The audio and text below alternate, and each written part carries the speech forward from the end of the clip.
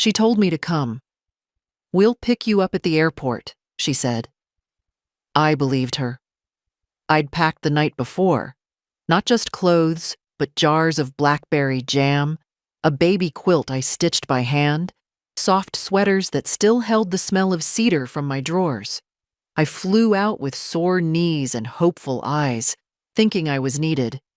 Grandmothers always are, aren't they? The plane landed at 10:47 a.m. I switched on my phone as soon as we touched down. No new messages, but I wasn't worried. Some people don't think to text when they're driving.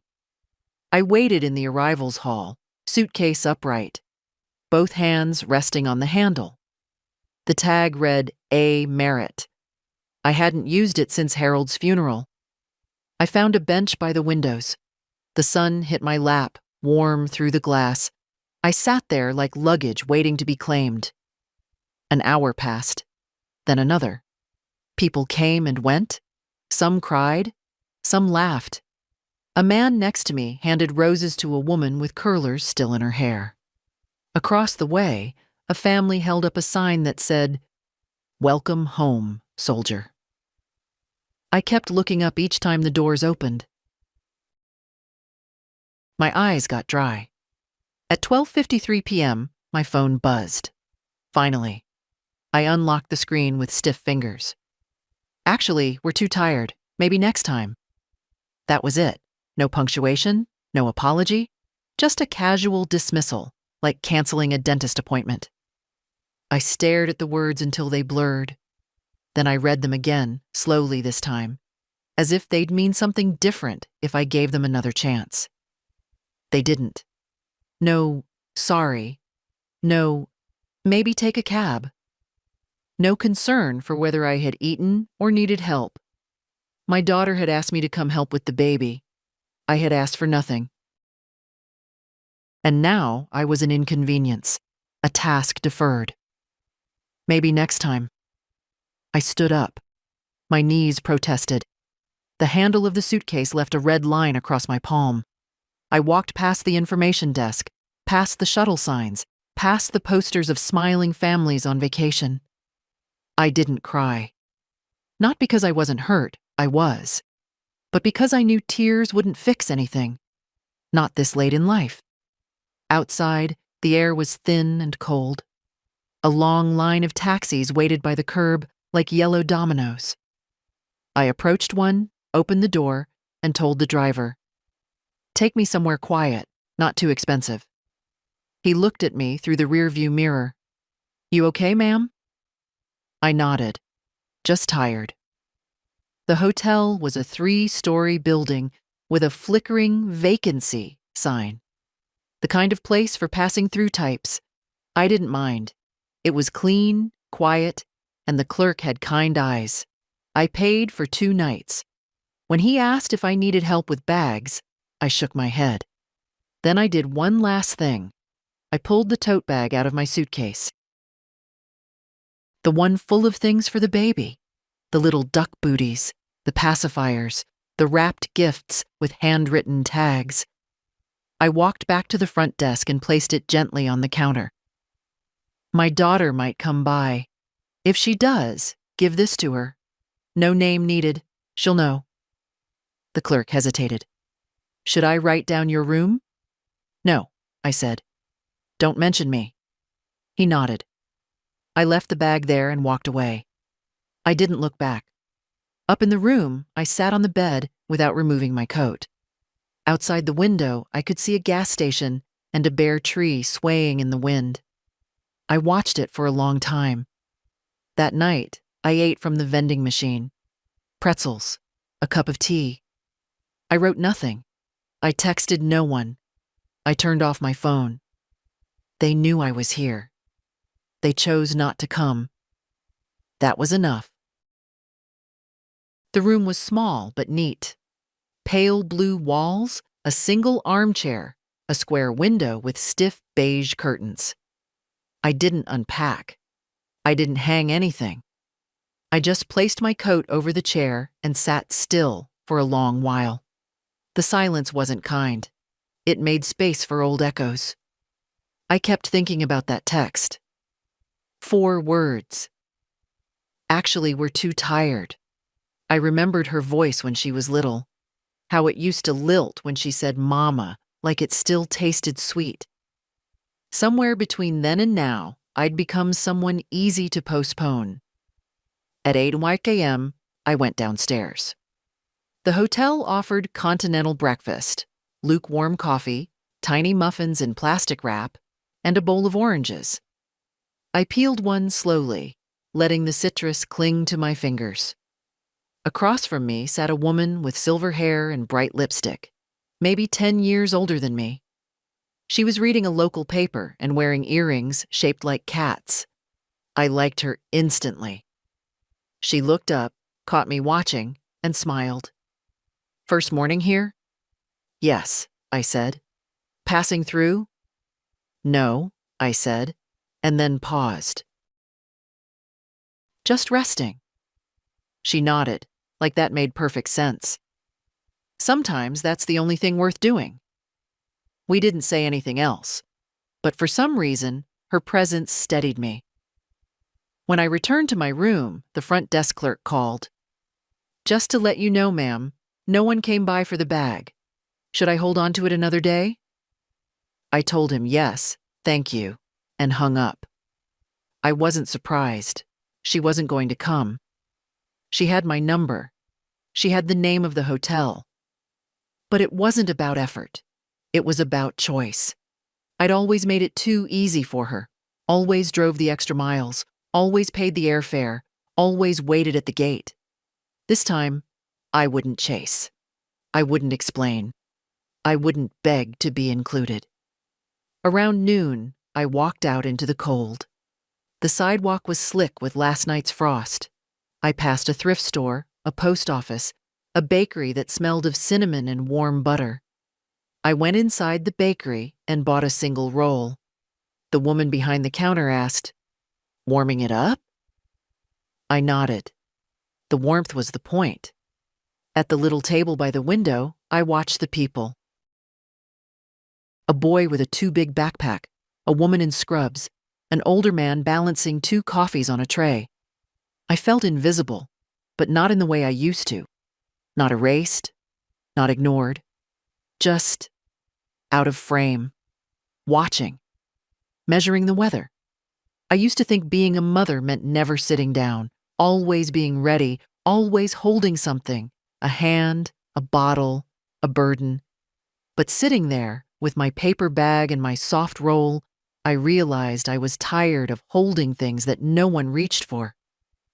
Back at the hotel, the clerk gave me a polite nod. No updates. No visitors. Upstairs, I changed into soft clothes, not the ones I'd packed for the visit. Not the ones that said, "I'm ready to help with the baby." I curled up in the armchair with a blanket, turned on the lamp, and opened the small book I'd packed as an afterthought. A novel I'd started 3 times but never finished. I read until my eyes blurred. I didn't check my phone. I didn't rehearse conversations. I didn't imagine scenarios where she suddenly understood. Instead, I let the day settle. By nightfall, I felt something quiet bloom inside me. Not peace exactly, but clarity. They weren't coming, and that wasn't the worst thing in the world. She was 6 when I first saw her asleep in the laundry basket. I'd been folding towels, the kind with blue edges that always bled in hot water. She crawled in among them like a kitten, thumb in mouth, curls stuck to her cheek. I didn't wake her. I just watched. Back then, I thought love meant saying yes. Every request, every extra scoop of ice cream, every midnight story reread twice. I thought that's what mothers did. Filled the spaces, caught the falls, stayed awake when everyone else slept.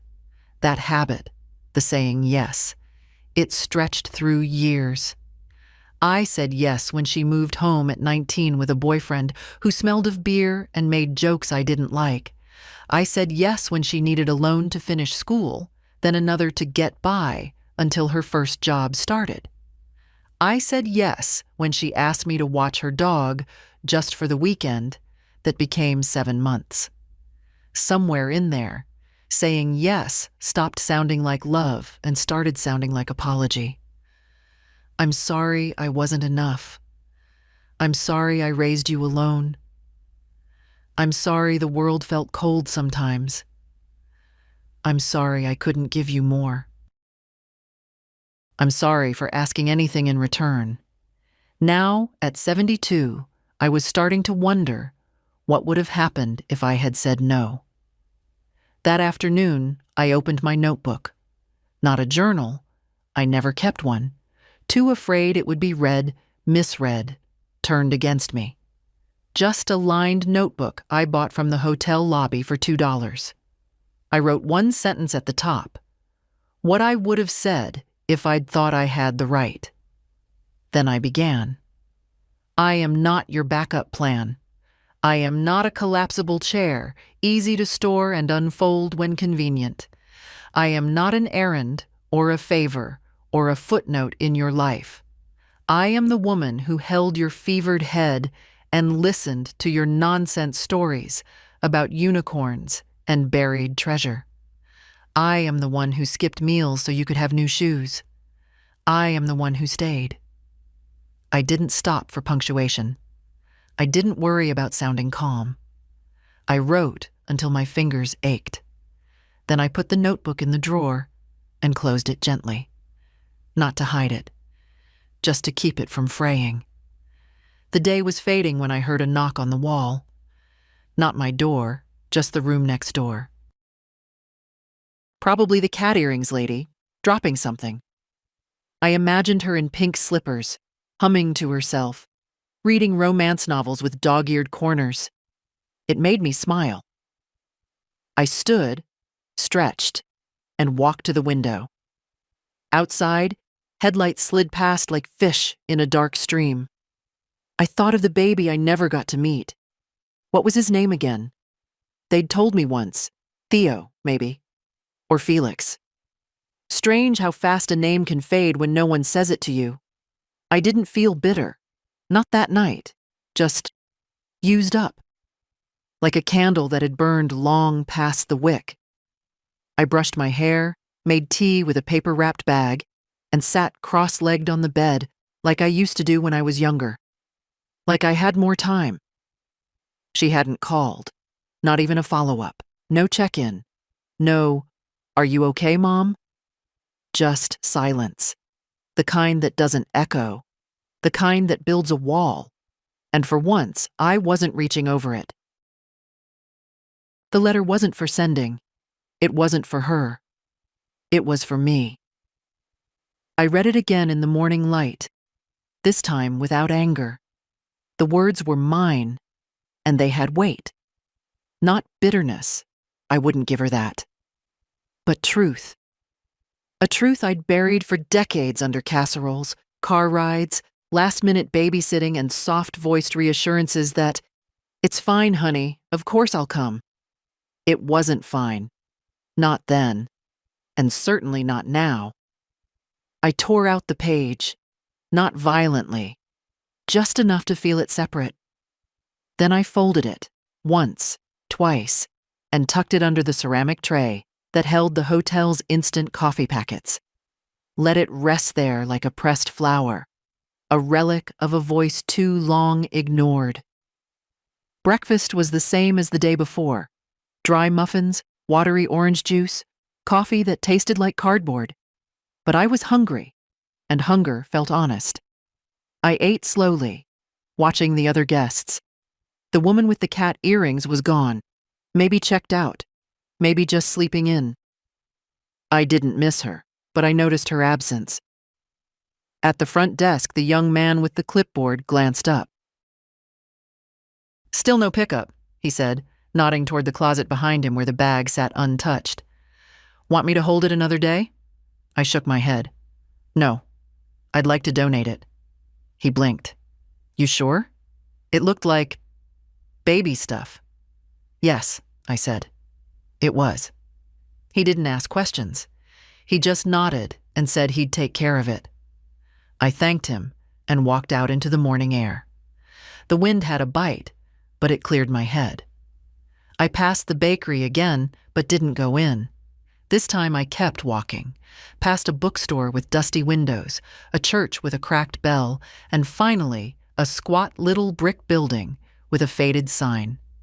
Volunteer Resource Center, walk-ins. Welcome. I don't know why I went in.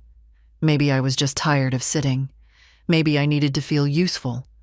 Maybe I wanted to remember what it felt like to offer something and have it received with open hands. Inside, a woman with gray roots and a lemon-yellow scarf looked up from her desk. "Can I help you?" "I'm not from here," I said. "But I've got time. I've got 2 good hands and most of my brain still intact."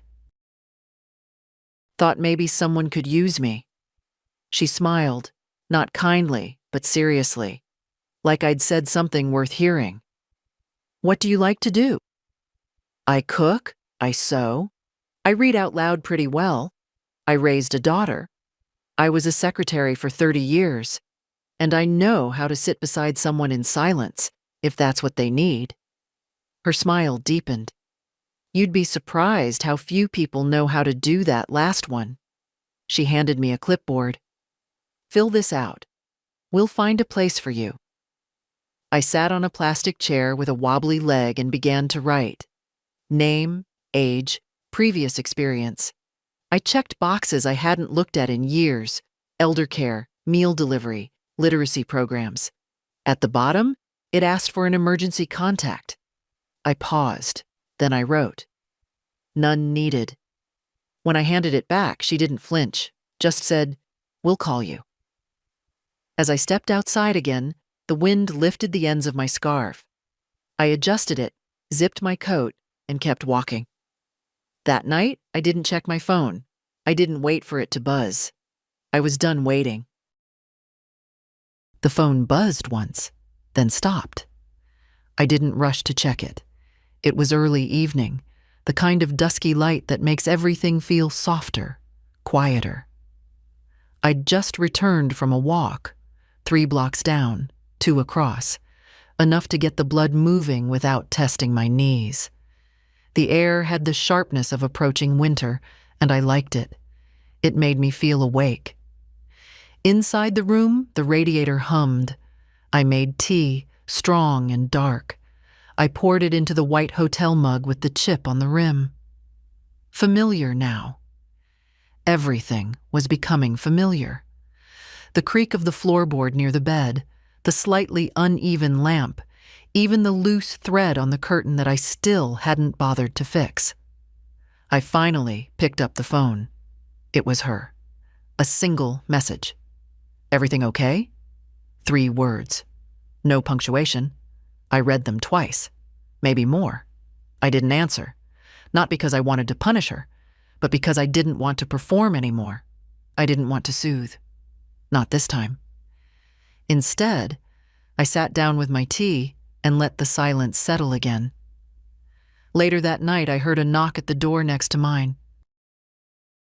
Then a muffled voice. The cat earrings woman was back. I opened my door slightly, just to peek. She was standing there with a takeout bag in one hand and a small dog on a leash in the other. "Evening," she said, noticing me. "You're the quiet one." I smiled. "Trying something new." "Good for you," she said. "Most people talk too much and say nothing." I liked her more with every sentence. "You staying long?" I asked. She shrugged. "No plans. I don't do schedules anymore. Just places that feel bearable." I nodded. "That's a good rule." She tilted her head. "You want half a sandwich? It's turkey. Too much for one person." I hesitated, then stepped into the hallway. "I won't say no." We sat in the little lounge downstairs. Vinyl chairs, an old vending machine, a television with the sound turned off. The sandwich was good.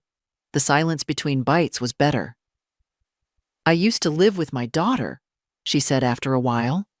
"Thought we'd take care of each other. Turns out I was the only one keeping score." I looked at her, steady and open. She said I was too opinionated, she continued. Told me I didn't fit her lifestyle, so I left. Took my pension and bought a camper van. Haven't looked back. That's brave, I said. She shook her head. No, honey. That's survival. I thought about the bag still sitting behind the hotel desk, the one she hadn't come for. The baby things that would now go to strangers. Maybe strangers who'd be grateful. It hurts, though, I said. Even when you know it's the right thing. She didn't argue. Just nodded. We sat like that. Two older women with aching joints and tired hearts, sharing a sandwich and the simple fact of being seen. Before going back upstairs, she looked at me and said, "Sometimes they don't come around. Not ever. You've got to be okay with that." I was learning to be. The next morning, the hotel clerk handed me a folded receipt. "Donation picked up," he said. "Signed by a woman named Marta. From the shelter. She said thank you." I nodded, pressing the paper between my fingers. The bag was gone. The duck booties, the jar of jam, the card I wrote with for my grandson in careful print. All of it had found a new place. A better one, I hoped. There was a quiet in me now. Not peace, but something like it. A steadiness. I sat by the window with my tea, the same chair, the same chipped mug. The sky was the color of dishwater. A few cars passed. Across the lot, a young man helped an older woman out of a van, gently holding her elbow. She smiled at him with her whole face. I hadn't smiled like that in a while. The phone lay face down on the nightstand. I hadn't touched it since her message. "Everything okay?" The digital equivalent of tossing a glance over your shoulder. No call, no voice, just a vague pulse of obligation. But now it buzzed again. Another message. "Are you still in town?" I stared at the screen. Was I? Technically, yes. But in town implies proximity, a potential visit, a bridge that still connects. I didn't feel connected. I felt like a woman on the other side of something deep and wide, and suddenly I didn't want to swim back. I turned the phone off again. Later that afternoon, I returned to the volunteer center. The woman with the lemon scarf, her name was Denise, waved me in. "Got something," she said. "If you're free." "I am," I said. She led me to a warm room that smelled faintly of books and floor wax. Inside were 3 folding chairs, a low shelf of picture books, and a sign taped to the wall. "Read Aloud Hour. Ages 4 to 7. "You'll have 2 kids today," she said. "Brothers. Their grandmother usually comes, but she's sick." I sat down and chose a book at random. A battered copy of Frog and Toad Are Friends. The door opened. 2 boys came in, eyes wide and jackets crooked. One had a bandage on his chin. They sat without a word. I opened the book and began to read. Something shifted. Their heads tilted toward me, their little bodies stilled. The rhythm of the words filled the room, gentle and round. Frog said, "Toad, you are my best friend." I felt my throat tighten, but I kept reading. After the story, the younger one, maybe 5, looked up and said, "You read like my grandma." "I'll take that as a compliment," I said. He nodded seriously. "She's the best." I smiled. For that hour, I didn't feel left behind. I didn't feel forgotten. I just felt useful. Present. Alive. When I got back to the hotel, there were no new messages. The silence didn't sting this time. It felt like space I could stretch into. I ran a bath, hot, with a little packet of hotel soap, and lay there until the water cooled. She hadn't come. She hadn't called. And the baby, well, maybe one day I'd meet him, but I no longer needed it to feel like a mother. I'd remembered how to feel like myself. By the fourth night, the room no longer felt temporary.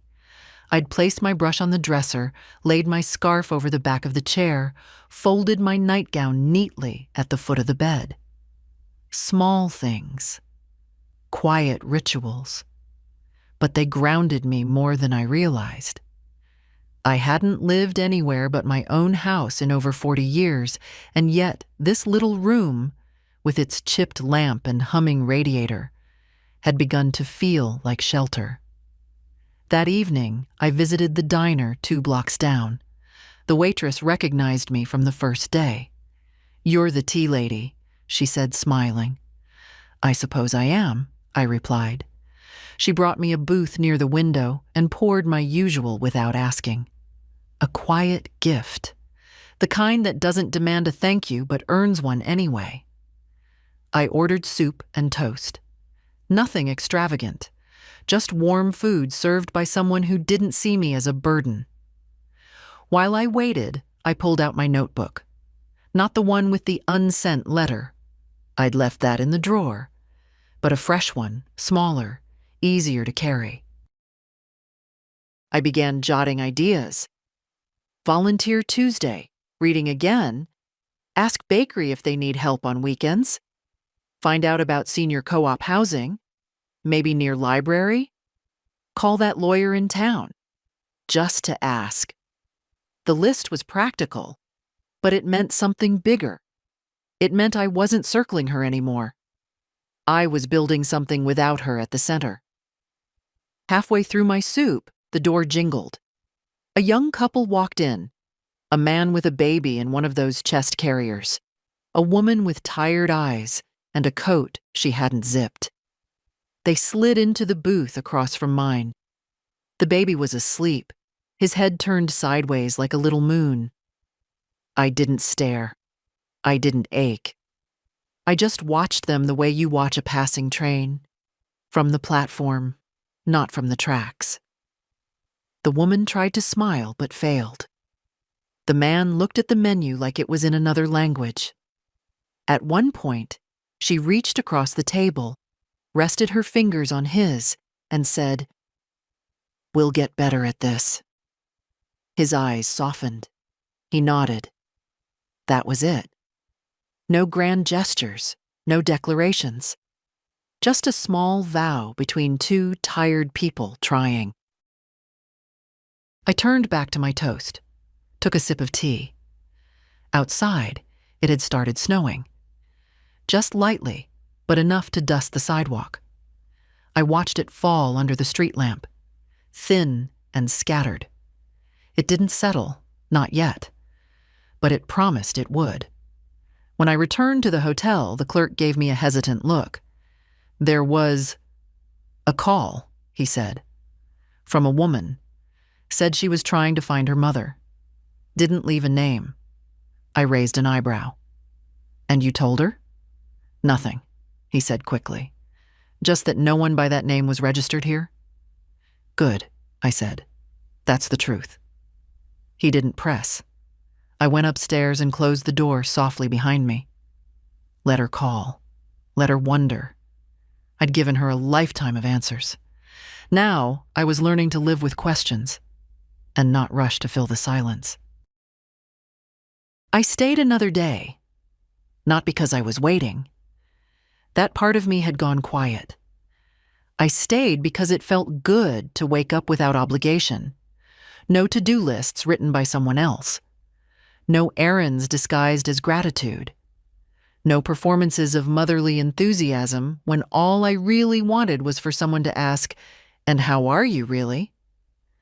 After breakfast, I walked to the bakery again. This time, not for a roll or coffee, but with a question. "Do you ever need help?" I asked the girl behind the counter. She blinked. "Help?" "Yes," I said. "Not a job, just a pair of hands. I used to bake, back when mixers were made of steel and weighed more than your kitchen table." She laughed. We're always behind on frosting and labeling. I didn't expect a yes, but she gave it. By 11, I was in the back room, an apron tied awkwardly around my waist, smoothing icing onto lemon bars with a butter knife. My hands were slower than they used to be, but steady. And for the first time in a long while, I was doing something that would be eaten by strangers and appreciated in silence. There's a kind of love in that. In the corner of the prep room sat a radio playing quietly. Nothing modern. The kind of station where the announcers still pronounce afternoon like a full word. Between songs, the news played. I almost didn't hear it. But then the name floated through. Local family files civil complaint after elderly woman allegedly withdraws financial support without notice. I stopped, held still. A matter involving informal arrangements between parent and adult child. No names were given, no city stated. But the implication was clear. And I smiled. Not because I wanted a fight. I didn't. But because a complaint means someone finally noticed I'd stopped giving. Up until now, my silence had been taken for weakness, for guilt, for submission. But now it had weight. That afternoon, back at the hotel, I called a number I hadn't dialed in years. An attorney Harold and I once used to set up our wills. He was long retired, but the office had passed to a woman named Deirdre. Her voice was sharp, efficient, the kind I used to find intimidating. Now it sounded like someone with a flashlight. I'd like to revisit a few documents, I told her. Make sure they reflect my current reality. Of course, she said. Do you have access to your old copies? I do, I said. And I'm no longer interested in doing what's expected, only what's right. She didn't pause. Then let's start there. We scheduled a meeting for Thursday. She asked if I needed transportation. I told her no. I had legs and a bakery down the street that now offered me coffee for free. When I hung up, I didn't feel triumphant. I felt balanced. She still hadn't called, not since that message. Are you still in town? No follow-up, no apology, no explanation, not even curiosity dressed as concern. I imagined her holding her phone, hesitating, maybe typing, maybe deleting. Maybe justifying everything to herself. She could have told us she was coming. She should have waited longer. She always makes it about her. But I hadn't made anything this time. Not the plan. Not the problem. Not the silence. This was her silence now, and I'd finally stopped filling it. That night, I sat in bed with the lamp on, the radio murmuring some jazz piece I couldn't name. I sipped tea and thought about how many years I'd spent being reachable, being on call, being the soft place to land. Now I was something else. Still soft, but not available. Still kind, but not convenient. Still loving, but no longer standing at the curb with a bag of gifts and a heart wide open. And still very much here. The next morning, the desk clerk stopped me on my way out. She came, he said. Yesterday evening. I looked at him, unblinking. She asked if you were still here. Said she wanted to talk. I told her I couldn't give out room numbers and she got tense. What did she say? She asked about the bag. I told her it had been picked up. For donation. He hesitated. I think she expected you'd be waiting. That made me smile. Not cruelly, but with the kind of smile that comes from seeing clearly. Of course she did. She thought I'd still be sitting in that room, suitcase neatly zipped, waiting for her to decide what I was worth. Not anymore. I stepped outside. The cold was sharper than the day before, but it felt clean, honest. I walked to the bakery, tied on the apron without being asked, and spent the next hour slicing banana bread and helping a teenage girl tape labels onto cookie boxes. "You're really good at this," she said. "I've had a lot of practice," I said. She grinned. "Were you a baker?" I thought about all the birthdays, the cupcakes for class parties, the pies I made for my daughter's teachers, even when she forgot to tell me until the night before. "No," I said. "Just a mother." The girl shrugged like that was the same thing. At noon, I left early, my hands sticky with icing and sugar. I stopped by the corner thrift store and bought a warm hat, deep red, hand-knit. Not something I would have chosen a year ago. But now, it felt right. Back at the hotel, the clerk handed me a note. She came by again, left this.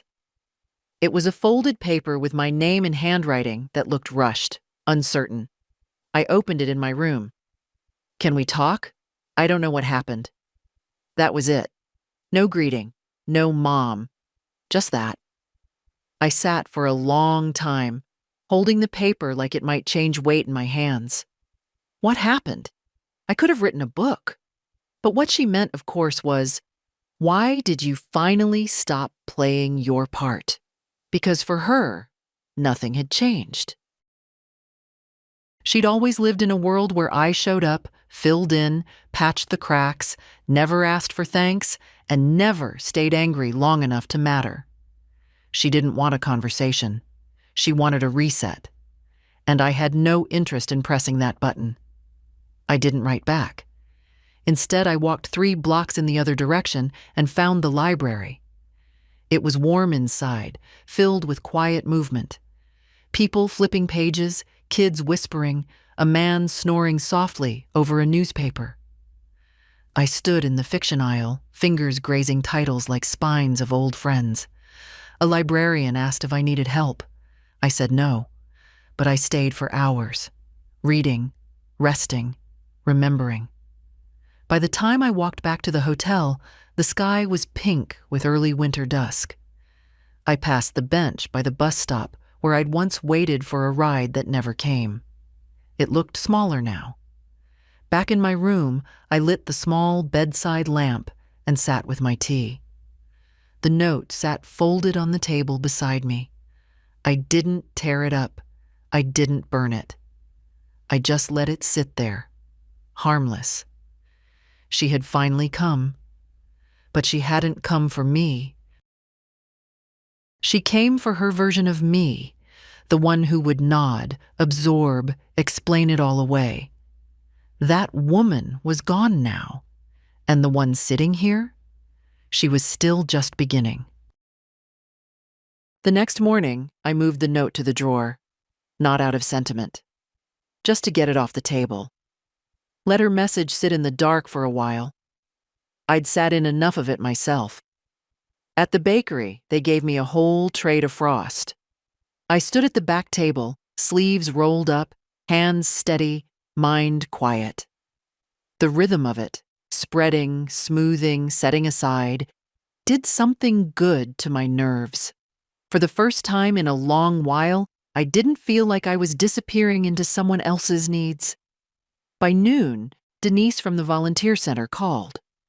"We've got a placement if you're still interested," she said. I am. It's a literacy program. Adults, mostly women. Tuesday and Thursday afternoons. Some of them are new to the country. Some just never got the time to learn. You'd be reading with them, talking, helping them feel less invisible. I said yes before she finished. Then she added, "They're housed through a transitional shelter. You'll need a background check, but that won't take long. The director's name is Evelyn." She's sharp, but kind. I hung up and sat with that word. Transitional.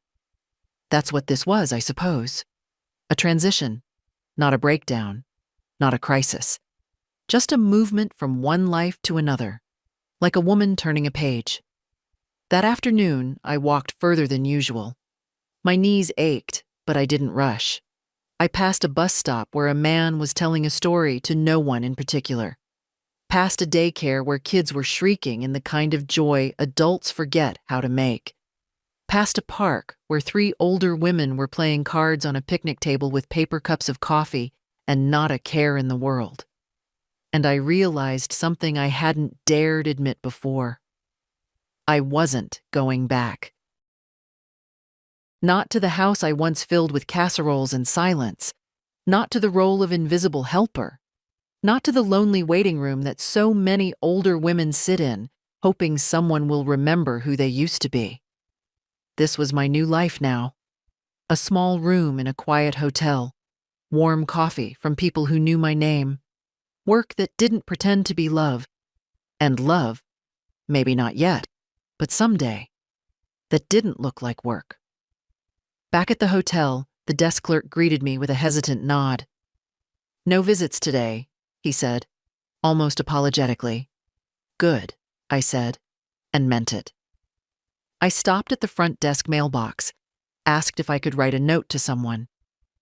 "Of course," he said. I pulled a small card from my purse, the kind you find in the back of drawers, the kind with a floral print and nothing inside. I wrote in careful, centered letters. "Please forward all mail to the Volunteer Resource Center, care of Ann Merritt. Thank you." He took it without comment. I went upstairs, packed my things. Not like I was leaving, but like I was relocating. Neatly. Deliberately. Tomorrow, I'd move into a shared housing program connected to the center. Nothing fancy, just a room with a lock, a bookshelf, and a shared kitchen where people cooked real food and washed their own dishes. It wasn't a demotion. It was a return to dignity. That night, I sat one last time in the chair by the hotel window. Outside, a couple argued near the parking lot. A dog barked. A teenage boy laughed too loudly into his phone. All of it sounded like life. Unfiltered, uncurated, alive. I made tea. I left the hotel robe folded on the bed, and before I turned off the lamp, I wrote one last line in my notebook. I am not a footnote. I am the sentence. The shared housing wasn't glamorous. No polished floors, no mini fridge stocked with hotel creamers. But it was warm, and it was quiet, and the door locked with a real key instead of a plastic card. My room had a twin bed, a small dresser, and a window that looked out onto the alley. On the wall above the desk, someone had tacked up a thumb-worn map of the city. There were faint pencil marks on it, little X's, small stars, someone else's quiet attempts to understand where they'd been. I liked that. The first night, I unpacked slowly, not from exhaustion, but from a desire to make each item matter. I lined up my toothbrush, folded my nightgown into the drawer, placed the red knit hat on the hook by the door. It wasn't much, but it was mine. Evelyn, the shelter director, met me the next morning. She was sharp-eyed, compact, moved like someone who didn't have time for nonsense. But when I said, "I don't want to be in the way," she stopped in her tracks. "You're not. You're needed," she said, and nothing more. Sometimes that's all a woman needs to hear. The women in the reading program were shy at first.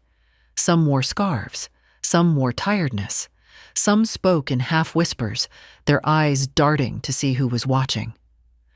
I recognized that look. I'd worn it myself for years in different forms. The glance you give before asking for something small, fearing it's too much. I was paired with a woman named Alma. She was maybe 50, maybe 70. Her smile was reluctant, but real. She held the book with both hands like it might try to slip away. We started with short words, quiet ones. Hope, dust, fold, stay. When she stumbled, I didn't correct her. I repeated the word softly, and she followed. It wasn't about perfection. It was about being allowed to try. Halfway through the session, she paused and said, "You don't talk too much." "Neither do you," I said. She smiled. That afternoon, after the reading, I walked past a notice board near the kitchen.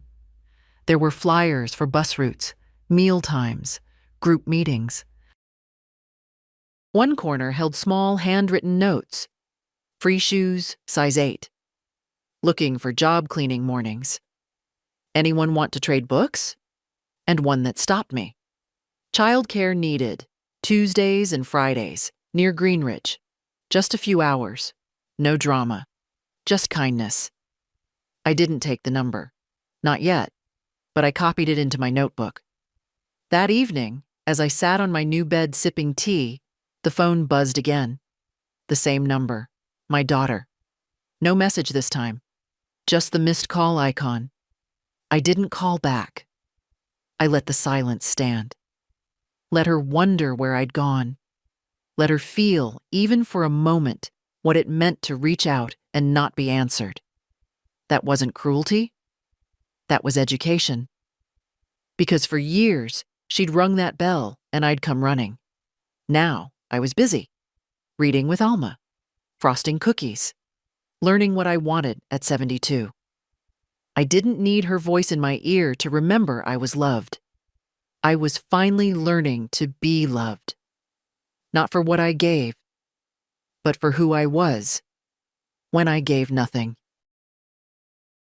The childcare listing stayed in my notebook for 3 days before I called.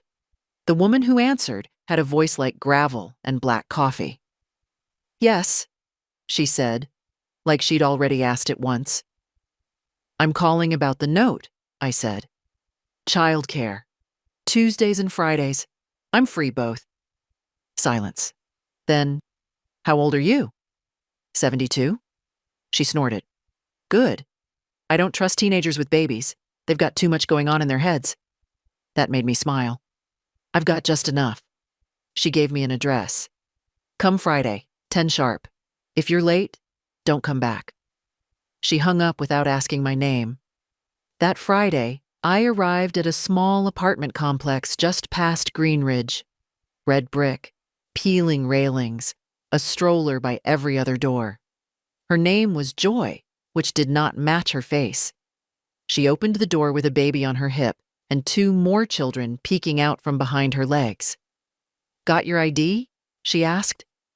I handed it over. She barely looked. "This is Micah," she said, nodding to the baby. "The other 2 go to preschool, but Friday's a no-school day." "You okay with 3? I looked at them. Sticky cheeks, wide eyes, shoes on the wrong feet. "Yes," I said. She stepped aside. "They've had their shots. I've got a camera in the kitchen. Don't lie to them, don't yell, and don't fall asleep." Then she was gone. The door closed. The silence lasted 2 seconds. Then the middle one, a girl with a tangled ponytail and socks that didn't match, held up a plastic dinosaur and said, "This one farts when you squeeze it." That was how the morning began. We played with plastic animals and cereal boxes, made towers from spoons and a roll of tape. I read a picture book about a bear who couldn't sleep. Micah drooled on my sweater, and I didn't flinch. At one point, the oldest boy, 5, maybe 6, sat beside me while the other 2 napped and asked, "Are you anyone's grandma?" The question hit me square in the chest. I didn't answer for a second. Then I said, "Not right now." He nodded, like that made perfect sense. At noon, Joy came back, tossed me a 20 without ceremony and said, "Next Friday?" I said yes. Not for the 20, not even for the children, but because I liked how I felt walking away from that door, useful, tired, real. At the house, Evelyn greeted me with a paper in hand. "We got a donation," she said. "In your name." I blinked. "Mine?" "Yes, a sizable one. No name on the check, just your initials and a note. Pay it forward. for the women who sit too quietly. I didn't need a signature to know where it came from. She had found a way to say something, finally, not through words but money, her usual language. I didn't feel moved. I felt confirmed. Because that money didn't buy back the years. It didn't wash away the waiting. But maybe, just maybe, it meant she'd started to see the shape of what I'd carried. Later that night, I sat in the shared kitchen with two other women. One peeled carrots. One played cards. I drank tea and listened to the soft rhythm of voices that didn't need to perform. "Where'd you come from?" one of them asked. "Nowhere," I said, then corrected myself. "Everywhere. Depends which day you're asking about." She nodded. "That's fair." We didn't speak of families, not directly. In places like these, women rarely offer that first. We speak of recipes, of the bus schedule, of cheap fabric softeners. Then, slowly, and only sometimes, we name the people who left us out. But that night, I didn't need to explain anything. I belonged. Not because I was someone's mother or helper or emergency contact, but because I was here. In my own name, Anne Merritt, age 72. No longer available for erasure. The letter arrived on a Tuesday, folded into a pale blue envelope. No return address. But I recognized the handwriting before I opened it. Those tight, slanted letters. The ones I'd seen on birthday cards and grocery lists left on my counter years ago. She always wrote like she didn't want anyone reading over her shoulder. I didn't open it right away. Instead, I placed it on the shelf beside my tea tin, right between a box of oatmeal and a jar of marmalade someone had donated. I stared at it while the kettle boiled, while I stirred sugar into my cup, while the other women came and went around the kitchen table. Only when the room quieted and I was alone did I sit and slide my finger beneath the flap. No greeting, no mom, just a flat beginning. "I don't know why you left like that. You didn't say anything. You just disappeared. I had a baby. I was tired. You should have understood." I read each sentence slowly, letting the weight of them land where it would. "You always make everything about your feelings, about how hurt you are. I asked you to come help and then you vanish." Who does that? Who just leaves without saying anything? I stopped there, set the letter down, took a sip of tea, then picked it up again. "I came by the hotel, twice. You didn't answer. I even asked the clerk. He was rude. You didn't even tell me you were okay? How do you think that felt?" The rest was more of the same. Confusion dressed as blame. Sadness camouflaged as accusation. And one final line: "I guess you were never really that interested in being a grandmother." That part made me laugh, not loudly, not cruelly, but with the kind of tired amusement only an older woman can manage. The kind of laugh that says, "You have no idea what I've done in silence." I folded the letter and slid it back into the envelope. I didn't tear it. Didn't burn it. I simply placed it under the leg of the wobbly table in my room. A letter like that doesn't need to be answered. It already answers itself. Later that day, I read with Alma again. She was wearing a blouse with small embroidered flowers and had her hair pinned up in a neat twist. She looked like someone who had started to believe she deserved to be seen. We read a story about a woman who loses her voice and finds it again in the most unexpected place, in a stranger's song, carried through the wall. Alma stopped halfway and said, "You ever feel like you've been silent so long, your words forget how to stand up straight?" I nodded. All the time. That evening, I walked to the diner for a quiet dinner. The waitress brought my tea without asking. In the booth across from me sat a young woman bouncing a baby on her lap while trying to eat spaghetti with one hand. I watched her for a moment, then caught her eye.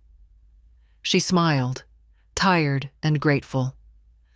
I smiled back. She didn't remind me of my daughter. Not her face, not her voice, not the baby's shoes. But she reminded me of the woman I used to be, stretched thin, saying yes to everything, waiting for someone to offer help without making it feel like a favor. When I finished my tea, I stood and walked over. "Would you like me to hold him while you eat?" I asked gently. Her eyes welled up, then cleared. "Yes, please, just for a minute." The baby smelled of soap and milk. He curled into my shoulder without hesitation, soft and warm and trusting. That minute turned into 15, and when she was done, she said, "Thank you."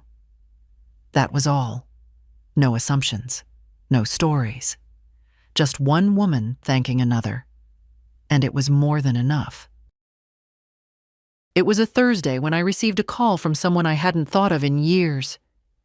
"Anne, this is Becca, from the school, 20 years ago. Remember?" Her voice was warmer than memory, richer somehow, like time had brewed it slowly. I remembered her immediately. Single mother, 3 boys, worked nights cleaning offices. I used to sit with her youngest after school while she worked. Not for pay. Just because I could. Because no one else had said yes. "You were the only person who helped me back then," she said. "You sat with them when they were sick. You brought soup when I couldn't afford groceries. You even brought me boots that winter I couldn't feel my toes." I remembered all of it, but I'd stored it somewhere deep, like a folded quilt. Soft, necessary, mostly forgotten. "I heard you were here now," she said. "Volunteering, living at the shelter housing. I run the childcare program down the road. We need someone like you, not just someone to watch kids, but someone who sees them." She didn't offer platitudes. She offered work. A room, too. A private one, small, but mine, with a view of the trees and a key that didn't have to be turned in at the end of the week. "I can't pay much," she added. "You don't have to," I said. We met the next day. She looked older, of course, gray at her temples, lines that hadn't been there before. But her eyes, the way she looked at me, they hadn't changed. She still looked like someone grateful in the bone. We hugged, and it didn't feel like sentiment. It felt like something returning to its right place. That weekend, I moved again. My last move, I told myself. The room was sunlit in the mornings, quiet at night. It smelled of fresh paint and distant lavender. I unpacked slowly again, hung a calendar, taped a photo of the bakery girls. One of them had printed it out for me. In the picture, I was mid-laugh, a smear of frosting on my sleeve. I hadn't looked that alive in years. Tuesday morning, I started work. 3 children, all under 5. One with night terrors. One with a speech delay. One who bit when scared. I didn't flinch. I'd seen worse. I'd carried worse. At snack time, the biter held my hand. "You smell like cookies," he said. "That's because I've made a few," I replied. They didn't know my story. They didn't ask.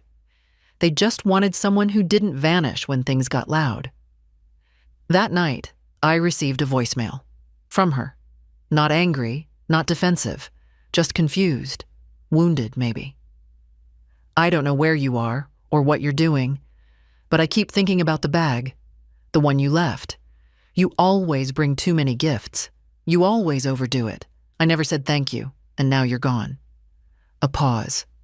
"I miss you. I don't know how to say it right, but I do. I'm sorry, I think, for not trying harder. I listened to it twice. Then I deleted it, not out of spite, but because I no longer needed it. It wasn't an apology. It wasn't healing. It was a first scratch at the surface of something too deep to fix in one voicemail. And that was fine. I didn't need her to catch up. I didn't need her to rewrite the past. I was already living forward. That night, I wrote a note to myself and pinned it above my desk. You were not too much. You were just too generous with people who gave too little. I read it every morning after that. There's a rhythm now. Tuesdays and Fridays with the children. Thursdays with Alma and the reading group. Afternoons at the bakery when they're behind. And in between, walks. Tea. A slow sort of stitching back into the fabric of a life I never knew I was allowed to have. No one asks about my past here. Not directly. Not cruelly. They just make space beside them, and I fill it. Quietly. Fully. Once a week, I pass by the park with the card players. One of them waved me over last time. Asked if I played rummy. I don't. Or maybe I did, years ago. But I sat down anyway. They didn't care about my story. Just whether I could keep track of the rules. I lost. Twice. Still, they made space again the next week. The voicemail hasn't come again. No follow-up. No flowers. No visit. Sometimes I think about the baby. What he looks like now. If he's crawling. If he's begun to babble. Reaching toward words that sound like names. If he asks for me with a noise no one yet recognizes. But I don't reach for that thought anymore. I let it pass, like a bird that doesn't need to land. One evening, I walked past a little community board where someone had tacked up a flyer. Women's Circle, Tuesdays, 6 p.m. No talking about men, just tea and truth. I laughed when I read it, and I went. There were 7 of us that first night, all ages, all reasons for showing up. We didn't introduce ourselves with stories, just first names and what kind of day we'd had. When it was my turn, I said, I had a quiet day, and I liked it. One of them raised her mug. To quiet days. That became our thing. Each week we toasted something small, a good peach, a child's drawing, a letter torn up before it was sent. I've stopped asking whether she'll write again, because the answer is, maybe. Maybe she will. Maybe she won't. Maybe she'll grow into a woman who sees what she couldn't before. Or maybe she'll keep telling herself I left because I was unreasonable, unkind, ungrateful. But none of that touches me anymore. Because I know who I am now. Not someone who waits with gifts in a suitcase, standing at an airport curb. Not someone who reads silence as love. Not someone whose value is tied to her usefulness. I am Anne Merritt. I read to women learning to trust their own voices. I care for children who bite when frightened. I frost cookies with girls who don't yet know how rare gentleness is. I sit in circles where no one asks for my history to justify my presence. And I am whole. Not because someone finally came for me, but because I finally stopped leaving myself behind. If this story sat with you, if you saw yourself in any of its shadows, then let me say it clearly. It is not too late. You are not too much. And you are allowed to begin again. Even now. Especially now.